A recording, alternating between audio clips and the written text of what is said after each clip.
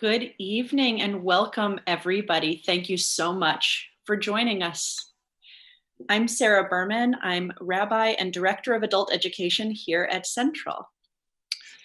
Now, so many of us have been reading and listening and seeing so much recently about Israel's commitment to annex significant parts of the West Bank. The issues, political and logistical and ethical, in the proposed annexation are deeply complicated. And tonight, we'll be untangling what's proposed, whom it affects, public opinions, and what this move means in the short and long term for Israel, as well as what it means to us as American Jews. We all have questions and probably opinions as well. And I welcome you to ask your questions in the Q&A box. And towards the end of the talk this evening, I will ask as many of your questions as possible. We're lucky to have two passionate and knowledgeable guests who will spend the next about half hour taking us through the intricacies of the proposed annexation. Neither one really is a guest. They're both members of our community. Dr. Stephen Boehm has just retired after a 38-year career at the American Jewish Committee as director of its Department of Contemporary Jewish Life and its Koppelman Institute on American Jewish and Israeli Relations. In those capacities, he was responsible for strengthening the quality of American Jewish life and enhancing American Jewish ties with Israeli society. He holds an undergraduate degree in history from Yeshiva University and master's and PhD degrees in Jewish history from Columbia University. He has lectured and taught widely across the country, as well as having published numerous books and articles on the modern Jewish experience. He has been cited 3 times in the Forward's listing of the 50 most prominent Jewish leaders. Dr. Boehm has also been a frequent speaker at Central, helping us to understand Israel more deeply. Jeremy Fielding is the current president of Central Synagogue. In his other day job, he's the CEO of a strategic communications consulting firm. But before that, he thought he was going to be an academic and got his PhD in history. Especially interesting for tonight's conversation, Dr. Fielding lived in Israel for a year during the First Gulf War, and he tells me that he was incredibly close to making Aliyah. So I will invite you to ask your questions via the Q&A box, and after Jeremy and Steve have a conversation for about half an hour, we will jump in with your questions. So Jeremy and Steve, welcome. Thank you. Thank you, Rabbi Berman and Steve. Thank you for spending the time with us this evening and sharing with us your insights and knowledge on what is a thorny and also obviously very contemporaneous topic at the moment around annexation and the potential annexation by Israel of parts of the West Bank. I think what might be helpful for us just to level set really at the outset is, can you, Steve, help us understand where things stand in the process itself, sort of today, July 16th, what definitive decisions have actually occurred and what's still to happen, and what does the timeline look like? No, thank you, Jeremy. First, let me issue a word of thanks for being invited here. It really is an honor. As Sarah mentioned, I was at HAC for 38 years, really only a block and a half away from Central, observed many developments within the congregation. The last few years really have been inspiring, I think, to the entire community in terms of what's been going on at Central, under the incredible leadership of Rabbi Angela Buchdahl and her associates. So you invited me a good number of times to address the congregation and its various leadership groupings. It really is always an honor and a pleasure to be with you. So many thanks for the invite, and very much look forward to this evening's discussion. In terms of where we currently are, the best answer I can give you is that things are really on hold. July 1st was the first date. After that, in accordance with the coalition agreement between Likud and Blue-White and the support of the American government, Israel was free to begin the process of annexation, depending upon completion of a mapping process. Yariv Levin, who was the Speaker of the Israeli Knesset, was a member of that mapping process, meaning delineating exactly where the lines will be. just 2 days ago, he gave an interview in which he said, the Trump administration is not focused on this. Therefore, we have not completed the process. Therefore, nothing is going to happen immediately. My sources in Israel tell me that if this happens, if it does go forward, the timing of it most likely will be the fall, September, October. To some extent, that makes sense. First of all, September is obviously the month of the Jewish holidays. Country doesn't really isn't all that active. Secondly, I would add the UN General Assembly meets in September. If the annexation takes place at that time, it's almost like an open invitation to have a barrage of propaganda against Israel. Delayed till October, the news of the American elections will dwarf the coverage of the annexation. So in that respect, it looks like October would be the appropriate time. That said, no decision has been taken. The Trump administration clearly is less enthusiastic about it today than it might have been several months ago. We hear reports basically of division within the administration. David Friedman, the ambassador, is a full-blown proponent of annexation. Jared Kushner, who has significant ties within conservative states in the Arab world, seems to be saying, let's go slower on it. And obviously the administration is preoccupied with coronavirus, is preoccupied with the re-election campaign. So in that respect, the attention it's giving to this is much less than it had been, say, a few weeks ago. Had you asked me a few weeks ago, I would have said, they've been given a green light for July. You'll probably see something along those lines. At this moment in time, I wouldn't necessarily stake a bet on anything happening, certainly for the next few months, and perhaps even later, because after the results of the November election, things could look very, very different in any case. So let me put it in sharp terms. Right now, the process is in limbo. Where it's going to go, I think, is pretty much anyone's guess, except to say that the Prime Minister is committed to it. He has a coalition agreement that authorizes him to proceed with it. And he's not been given a red light by the Trump administration. He's been given what we would call more or less a blinking green light. Right.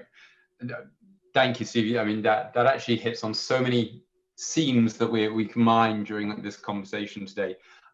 So let me go to one of them, because you mentioned sort of the coalition agreement, etc., within Israel, and I know that recent polling says that Israelis themselves are very split on the question. There's no real consensus, tide pushing this forward. So, what is the role of kind of, for us looking from the outside in, it's often murky, but the role of Israeli domestic politics in driving forward, in Netanyahu's mind, in the government's mind, the whole issue of annexation? Well, there are a good number of stakeholders, and each one of them has particular interests at stake. If you're talking about West Bank settlers, Jewish settlers on the West Bank, obviously there's been an exponential increase in their numbers. In 1977, at the time of the Sadat visit, the Camp David Accords was in 1978, there were a grand total of 4,000 settlers on the West Bank. By 1993, beginning of the Oslo process, there were 116,000 settlers. By 2020, in other words, today, the numbers are basically 443,000. That excludes those who are in Jerusalem, in other words, which is technically not part of the West Bank. So you're talking, though, about a settler population that, by a conservative estimate, is 443,000. If you include the settlers in East Jerusalem, you're talking about 640,000. That's obviously a very significant minority. That group is not unanimous on annexation. The ones who are concerned about a Palestinian state do not believe that annexation is the right move to take. Others, particularly in what might be called the more moderate settlements that are willing to coexist with a Palestinian state, do advocate annexation because of the statement that they're there to stay. But one major division, or fault line, is within the settler movement itself. We should not go into the assumption that all settlers are supportive of annexation. It depends. The ones who are fearful of a Palestinian state do not want to go down this path. The ones who are self-confident and believe a Palestinian state will never materialize anyway because the Palestinians will never come to the table, they're saying, take it for what you can now, because the Trump administration is supportive. Who knows what's going to happen down the road? So that's one major I won't say lobby, I would say stakeholder with a definite interest in the process. You take a look at Israeli Jewish society more generally. You have July 2000, in other words, this month, the Israel Democracy Institute released its latest poll, which is usually considered a highly reliable scientific poll. Its findings are very striking. Roughly speaking, 46% of Israeli Jews believe annexation is the right step to take. 25%, 1/4, oppose annexation. 29% are undecided. That points to a plurality that favors annexation, but a very sharply split plurality. In other words, you can't say there's an overall consensus. The Israel Democracy Institute asked the follow-up question. If you thought annexation would ultimately lead to a Palestinian state, if the price of annexation would be a Palestinian state, would you still favor it? Well, then the number of undecideds goes down remarkably. 49% believe annexation should then proceed, an increase of 3 percentage points. 28% believe annexation should not proceed, also an increase of 3 percentage points. But the numbers who are undecided shrink from 29% to 13%. In other words, that right now Israeli society is divided into these 3 blocks. When the question is clarified, does this mean a Palestinian state will then come into existence? Then, again, you have a plurality that's in favor of annexation, you have a large minority that's opposed to it, and you have a smaller number of people who are undecided. My real point is very simple here, Jeremy, and that is that there's no consensus on this within Israeli society. I go a step further and say that these polls, which have been pretty consistent really since December of 2019, in other words, for the last 7-8 months, the split has been there. However, if you ask what's on the mind of Mr. or Miss Israeli in the streets, the answer is they're concerned with the coronavirus, its impact upon health, and its impact upon the economy. So that what might appear to be an existential issue in the minds of West Bank settlers, in the minds of Israeli society is, I won't say a non-issue, but a much less significant one. Then you have to deal with the prime minister himself and the people around him. There are basically 2 approaches to understanding Prime Minister Netanyahu under these circumstances.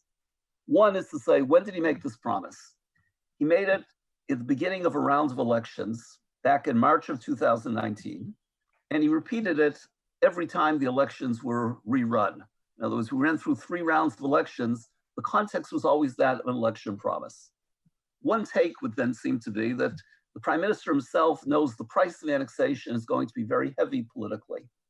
He did it primarily for electoral reasons, to secure a voting base that frankly might otherwise have gone into the so-called Yamina party, which is translated, roughly speaking, as the party of the right, led by Naftali Bennett and Ayelet Shaked.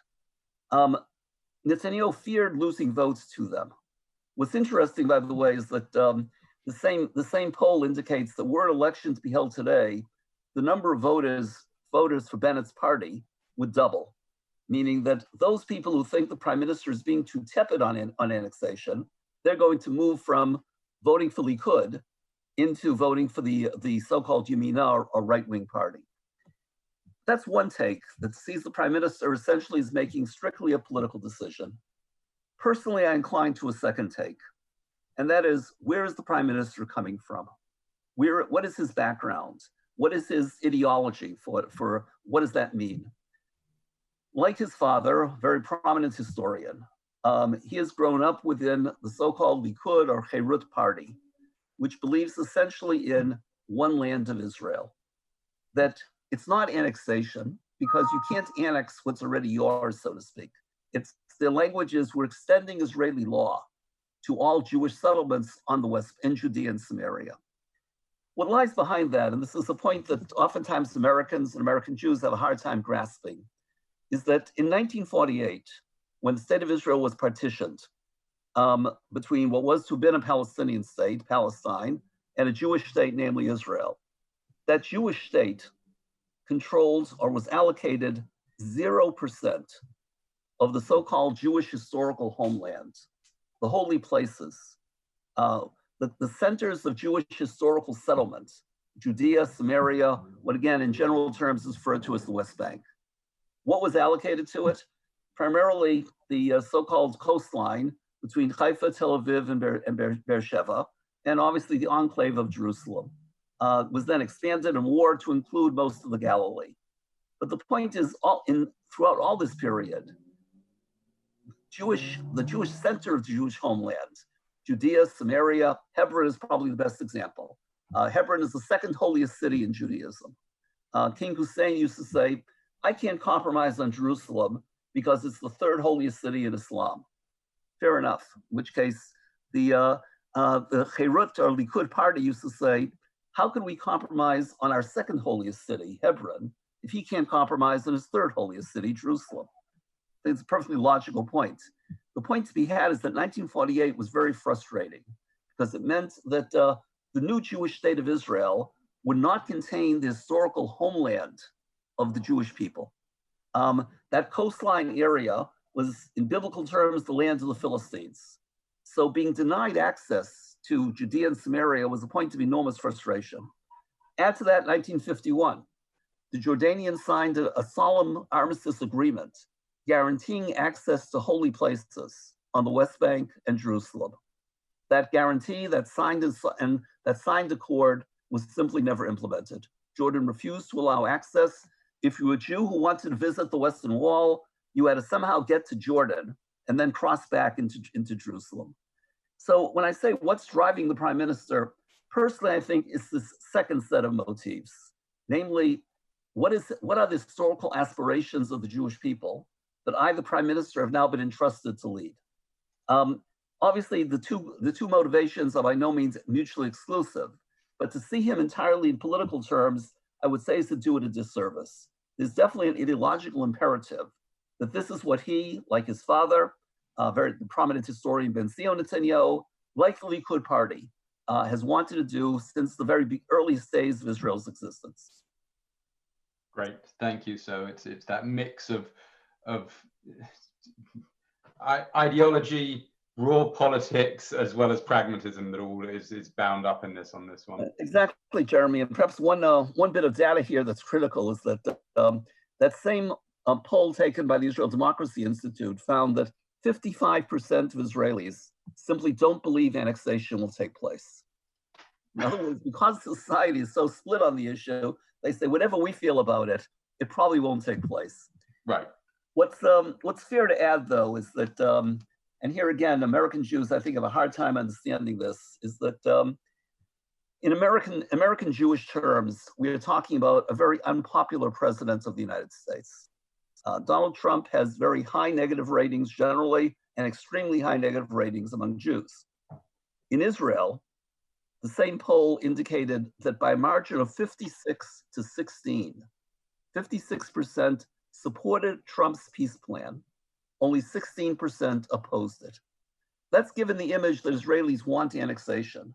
I'm not convinced of that. I'm convinced they want to see Trump reelected, that they're convinced that Trump has been an incredibly pro-Israel president, and they don't understand American Jewish disenchantment with Trump. But to say that Israelis are pro-annexation, I would say they're pro-Trump peace plan, one component of which involves annexation of about 30% of the West Bank. Got it. So let's talk about that crucible, that prism from the other side. Let's assume for a second annexation does happen September, October, whenever. In that short to medium term, what would be the impact on the relationship with America of that happening? And almost I can, in my mind, I break it down between, as you mentioned, American Jewry and the impact of that relationship, and then the two parties, Democrats, Republicans. American Jewry, I think, is probably easier to predict. That there's it's no secret. American Jews are not in favor of annexation. By large majorities, the polls of American Jews indicated, excluding the Orthodox, who are essentially 9–10% of the population. For the remaining 90%, sentiment on West Bank settlements is pretty overwhelming, that settlements do not advance the cause of peace. Therefore, annexation, well, again, we've not polled this directly, but I'm persuaded that if the question was posed about annexation, the answer would be no. Add to that there are key constituencies within the American Jewish community that find annexation to be not a very good idea at best, a repulsive idea at worst. I'm talking, for example, about the Democratic majority of Israel, Democratic majority for Israel, which was a group established a number of years ago to essentially muster support for Israel within the Democratic Party. The leadership there, people like Mark Mellman, who I believe is the president of it, a very prominent pollster in Washington, essentially urged that annexation not proceed. Then you have to talk about millennials, whom terms like annexation, occupation, settlements, these terms suggest that Israel is deficient in democracy. In terms of the millennial population, again, you have to separate it out and say that many millennials do not believe that leading a Jewish life is all that important to begin with. In other words, we have a real problem with assimilation to begin with. Distancing from matters Jewish, by definition, is going to mean distancing from Israel. But then there's a second group of millennials, people who are highly committed, passionate about leading a Jewish life, people who are really seriously concerned with pursuing this Jewish experience. These are the people that, frankly, are the millennials who are within our synagogues. For them, going down this road is a statement that Israel is deficient in democratic norms. They will be strongly alienated by it. So that the challenge to American Jewry, I think, is a multifold challenge. Namely, what do we say to the American political system? It's what you referred to earlier. The core of U.S.-Israel relations since 1948 has been that the special relationship between America and Israel has been rooted in a bipartisan consensus. Namely, that Democrats and Republicans agree that the U.S. should be supporting Israel. That U.S.-Israel special relationship has transcended party politics, whether the White House has been occupied by a Democrat or by a Republican, and whether the Knesset in Jerusalem has been led by a Labor Party spokesman or Likud. It's transcended politics. One serious criticism I do have of the Prime Minister, permit me one moment of partisanship, is that his actions have been so closely aligned with the Republican Party and with more recent years Trump as to undermine that bipartisan basis. Frankly, again, it did not begin with Trump. It began in 2015, a year before Trump was elected, when the Prime Minister decided to accept an invitation to address both houses of Congress, despite the fact that the administration, the Democratic Party administration, opposed it because they were intent on pursuing the JCPOA, the joint agreement with regarding sanctions on Iran, lifting the sanctions on Iran. The Prime Minister obviously had his political reasons for wanting to do this, and he had aspirations of thinking he could overthrow the JCPOA by appealing over the head of the president to the Congress at large. In so doing, he cast the lot of his leadership with the Republican Party and not with both parties. The relationship he enjoys with Trump since 2017, the last close to 4 years now, has been such a tight relationship that increasingly the perception reemerges that the cause of Israel is a Republican cause and not a bipartisan cause. Now, that's a real challenge because there are those within the Democratic Party who essentially have resonated to that message and basically say, we're liberals, we're progressives. Israel has become a conservative state, a conservative aligned state. Therefore, we see no purpose in the special relationship between Israel and the United States. The best examples of that, obviously, the so-called Squad, although again, one should not equate all four of them. There are differences between them, but what might be called progressive elements within the Democratic Party that see American policy as being too one-sided in its support for Israel. Their hands will be strengthened by annexation. Their comments that Israel is not really a bipartisan cause to begin with will be strengthened by this step. It's a major challenge for American Jewry then. Can we uphold the banner of a US-Israel relationship that is bipartisan when steps are being taken that are applauded in one party but are clearly negated or rejected by the other party. I want to make two other observations here that I think are critical. Number one is that, yes, I would be concerned about the future of bipartisanship given the growth of progressive Democrats who find this to be problematical. However, the Democratic Party is much larger than the squad. There were 192 Democratic congresspeople who signed a letter saying the US should be supporting Israel, even as they have concerns about the annexation. In other words, they're upset about the process of annexation, the steps Israel is taking, but they also believe the US-Israel relationship should remain a sacrosanct relationship. Therefore, it seems to me one implication for Jewish political thinking here in the States is that one should not give up on bipartisanship, that much more should be done in terms of outreach to both parties. We won't succeed in all cases. There'll be those who simply do reject the special relationship. But I would not judge the Democratic Party by the actions of its most extreme members, even as those extreme members have filled up so much of the airspace, so much of the rhetoric in recent months. There are concerns about the fact that Nita Lowey, for example, Congresswoman from Westchester, a staunch exponent of the US-Israel relationship, she's retiring. She will not be in the next Congress. Eliot Engel, chairman of the Foreign Relations Committee, appears to have lost his campaign for re-election. So there are concerns about where this is going long term. Short term, what should be said is that the Democratic Party is a party in evolution, it's in flux. American Jews can be doing much more to, if you will, express their concerns about annexation, but judge Israel holistically as a democratic Jewish society that merits American support. That's one implication. There's a second implication that, again, I think it applies to many of us, including I think many of those on this call, and that is that if annexation proceeds, Israel will be subject to an enormous barrage of criticism internationally, and certainly within the liberal media. My, if you will, counsel or piece of advice here is that American Jews should not be adding on. We should not be piling on to that public criticism of Israel. In other words, yes, there's going to be a lot of negativity in the public media. Presumably, the ties between American Jews and Israelis, something I've worked on for the last 4 decades, they transcend any one political issue. We have ties of culture, ties of society, ties of history. It's those ties and ties of democratic norms. It's those ties that need to be strengthened, notwithstanding concerns we have about a particular direction of Israeli policy. That said, and this is the flip side of it, is that in the worst case scenario, if annexation proceeds and this barrage of criticism of Israel will take place, and this already has been the case in terms of public discussion of this, the focus remains on what Israel does.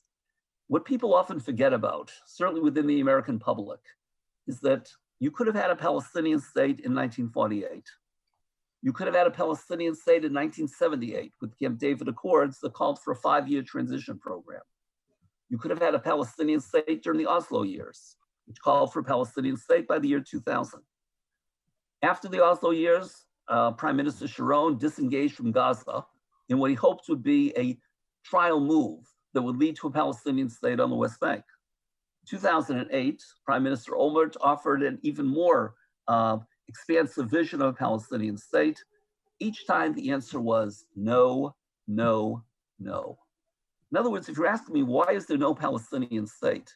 And as a result, why is there no two-state solution at present? Why is there no peace in the Middle East? You can have your concerns about, is Israel going down the right road in its pursuit of peace? And I certainly have my own concerns expressed in this issue of annexation. But let's not forget that the core reason why there's no Palestinian state is not because Israel has rejected it.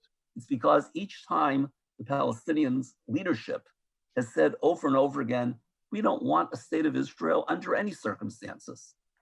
In other words, it's rejectionism of Israel's very right to exist that is at the root of the conflict.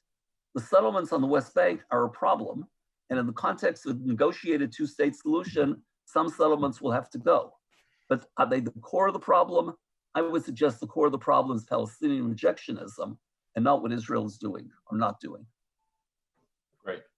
And just to remind people, since we're getting to the last of things I've got top of my mind, please do use the Q&A button to submit questions, and we'll be turning to them just in a few minutes. Let me stay on the progressive side of the house for a minute, Steve, and the tremendous amount of intellectual energy, at least if you judge my Twitter feed, here in the US over the past couple of weeks in response to Peter Beinert's recent article and op-ed. Obviously, he's one of the more outspoken liberal Zionist writers and thinkers here in the US.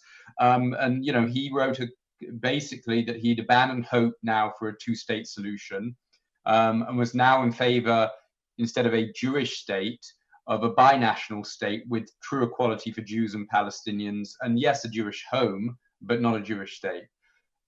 What's your take on that new thesis and what it might do within the overall debate? No, thank you, Jeremy. It's obviously it's been on my mind a great deal as well. Peter Beinart is someone I happen to like personally. I have a lot of respect for him. In his book in 2012, The Crisis of Zionism, he credited me with saying I'm one of the most insightful observers on the American Jewish scene. That may have been one among other errors in the book, but I certainly will take it. So Beinart must be taken seriously. That said, in this article, which came really as a surprise, I thought of him essentially as J Street, two-state solution, obviously opposed to annexation. His position in terms of BDS was that of partial boycotting, meaning not a boycott of Israel, but a boycott of products on the West Bank. So this article in the New York Times came as quite a surprise. I think it has enormous problems that somehow or other he doesn't seem to probe. Number one is his comment about the history of binationalism. There were Jews, Martin Buber was the most prominent of them, who proposed the binational state back in the 1940s. Here in the States, Henrietta Zoll, the founder of Hadassah, was in favor of binational state. It's not as if prominent Jews, Judah Magnus, the chancellor of Hebrew University, was a proponent of binationalism. It's not as if binationalism had no basis within the Jewish polity. The trouble was no significant Arab leader was willing to come forth and say, let's talk about binationalism. In other words, the underlying hypothesis of binationalism is that there are two equal expressions of national sentiment, one Jewish, one Palestinian. Both of them need to be brought into equality. No Palestinian spokesperson has been willing to say that, then or now. Peter ignores that historical record. Number two, we do have other historical records that he seems also to gloss over. One is simply called Yugoslavia.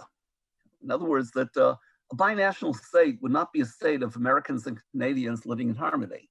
It'd be a state of two peoples that have had a 100-year war going on. I dated from 1921, the first anti-Jewish riots in Palestine, the Jaffa riots. That was in some respects symbolic of the beginning of a war between Arabs and Jews. You've had a 100-year war taking place. Generations have grown up with mutual distaste, if not hatred for one another. They're not going to simply shake hands and say, why can't we all get along well together? In other words, you've had generations of education, Palestinian textbooks, which have called for the eradication of Israel. What gets preached in the mosques. So in that respect, what is a binational state? To me, the historical record of Yugoslavia is worth thinking about here. Namely, it's not a state that's going to be built on harmony. It's a state that can easily break up into violent hatred, violent conflict with enormous loss of life. Thirdly, his distinction between homeland and statehood, sovereignty, again, I think is rather myopic in terms of history. Saying we never really needed a state. All we need is a homeland, a Jewish society, not a governing authority that is Jewish. Why? He says, well, the reason you need a homeland essentially is to provide a protective mechanism in which Jews are free to be Jews. Sounds nice. Well, what was the British Mandate about between 1918 and 1939? The British were the controlling authority. The Jews were given a right in the Balfour Declaration to build what was called a Jewish national home. Yet what took place in that mandatory period? Arab anti-Jewish riots.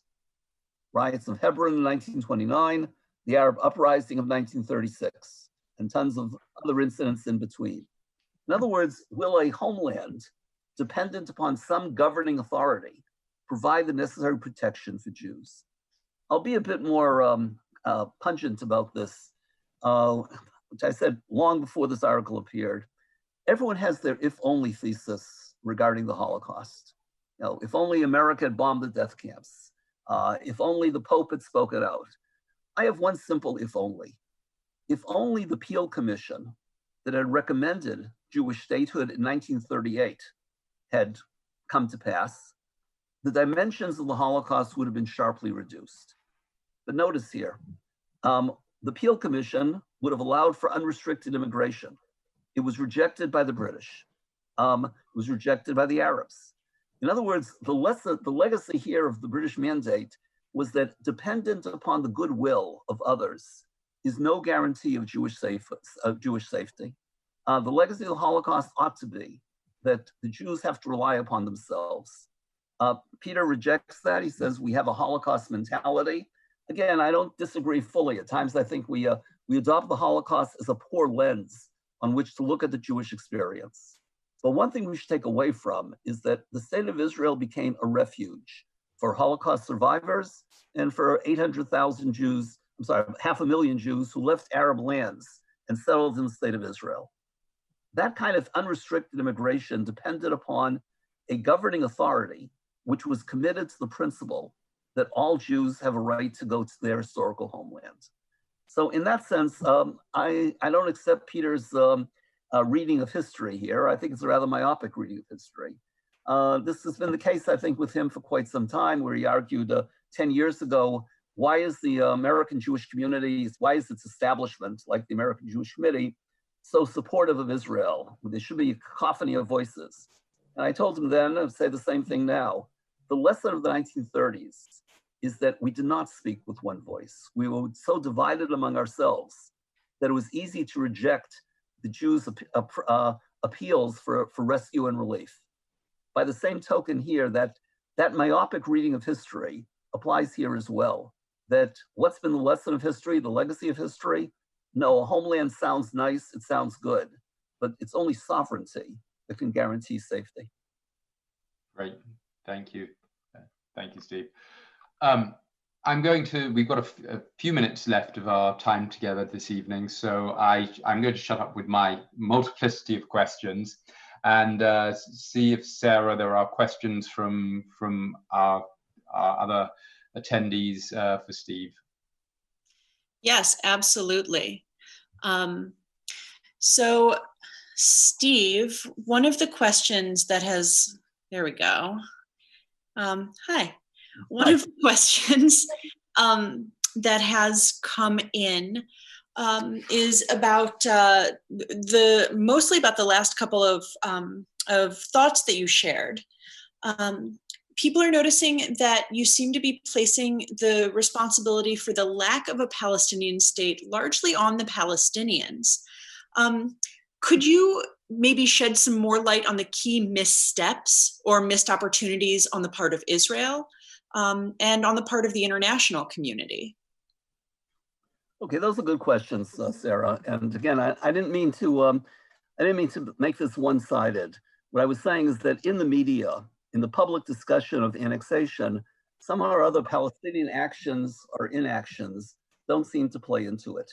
In other words, what's driving the annexation, essentially one lever of it has been that the Palestinians have simply not come to the table. And that's been the repeated pattern for quite some time. Take, for example, the most recent Trump plan. So the Palestinians rejected it, no surprise. But the ripple effect, the follow-up to rejection ought to be, we have other ideas. Let's present them. That has not been the case, wasn't the case now. When the Omer plan was rejected in 2008, Abbas's comment was, we'll get back to you. In other words, he never said absolutely no. He said, we'll get back to you. He never got back. When Arafat broke up Camp David in 2000, he said, we reject this. He offered 3 reasons. He said he cannot compromise on the old city of Jerusalem, number 1. He cannot compromise on the Palestinian right of return, number 2.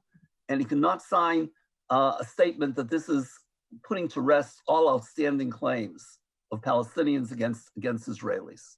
Those were his 3 points of rejection. Again, the logical follow-up should have been, okay, what's your proposal? That has not been the case. So my comment was really a comment about how this plays itself out in public discourse. It's as if this is entirely an internal Jewish discussion and not a discussion about what the Palestinians have and have not done. Now, as far as what Israel should be doing, without question, I have my own criticisms of how Israel has conducted itself. The settlement policy, I do not see as a helpful step. That settlement policy actually was affirmed by the Oslo Accords. Now, Oslo gave Israel the right to settle.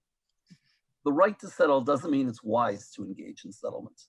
And settlement construction increased enormously. I said there were 116,000 settlers in 1993. Today it's 443,000. That was a 300% increase. Part of it is natural growth, obviously.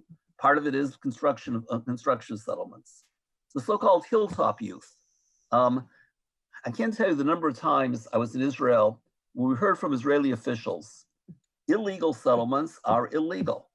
In other words, the hilltop youth are basically standing on hilltops with caravans. They're staking out ground. It's totally illegal. They have no legal right or guarantee of being there. The government keeps on telling us we're going to remove them. Again, 10, 15, 20 years later, they're still there. And when an action is taken against them, they move to the next hilltop. So that in that respect, Israel has been much too lax with respect to the hilltop youth. I think those are the critical issues in terms of where Israel has been, I think, misguided in terms of its settlement policy. I would have preferred a settlement policy that basically says the Jews have a right to settle in their homeland. We will negotiate a way that the West Bank should not be free of Jews. Jews should have a right to be there. How we apply that is going to have to be weighed very carefully in terms of the security considerations on the West Bank and the political climate between Palestinians and Jews. Take, for example, it's really my last point on this, I'll turn to the international community. Take, for example, the Jewish settlement in Hebron. I was there for my one and only time there many years ago, 1971. And I asked the question then, why is this happening? What's the point of this? I was told that, again, Hebron is the second holiest city in Judaism. We have to be there in some sort of presence. Now, to say Hebron should be rid of Jews completely would be a travesty of Jewish history. But to engage in construction of settlements inside the town of Hebron that will cause enormous antagonism between Palestinians and Jews. Right now, there are 150,000 Palestinians in Hebron, and roughly speaking, it's I think 7,000 in Kiryat Arba, which is the adjoining settlement, and a few hundred inside Hebron itself. That's a tinderbox likely to explode. So in that respect, the settlement policy, I would suggest, has not been helpful. What would be helpful is, again, saying, look, we support the Trump plan. However, we know it's not perfect. Let's sit down and try to work some of the things out with it. But there, you haven't seen the kind of Palestinian reaction. As far as the international community is concerned, time after time, it issues statements against Israeli actions, particularly in terms of settlements, and also some of the security concerns in terms of the checkpoints. What I do not understand is that those international statements, say by the European Union, they will have credibility in Israel only to the extent that the European Union or the international community comes across as an honest broker. Israel has not gotten a fair shake at the UN, and that's gone on for decades now. So in that respect, the international community is not perceived by Israelis as giving the conflict fair treatment. Israel feels very isolated. In feeling isolated, it turns to its primary friend, the United States. And when that friend has been so outspoken in terms of support of Israel, like a President Trump, Israelis resonate to him. So in that respect, there's plenty of room for blame running around here. Others, could have pursued a different directions and different policies. But I would not say that Israel certainly has no monopoly on the issue of blame. What I do say is that more attention has to be given to the issue of Palestinian responsibility for pursuing a peace process. Thank you, Steve. I just have one last question, and it is really following up on that idea of the alienation that millennials are feeling from the state of Israel. The question really focuses on the future of the special relationship as more and more millennials move into positions of political and communal responsibility. I'm wondering if you have any thoughts, any insights into what might save or what might change the future of that special relationship as people who are more and more disaffected with the policies of Israel's government are moving into these positions of leadership. Well, look, Sarah, one of the things that did disturb me a number of years ago was the publication by a book called The Israel Lobby by Stephen Walt of Harvard and John Mearsheimer of the University of Chicago. It basically argued that a small minority of Jewish leaders, pro-Israel advocates, had essentially hijacked American foreign policy to pursue Israel's interests as opposed to pursuing America's interests.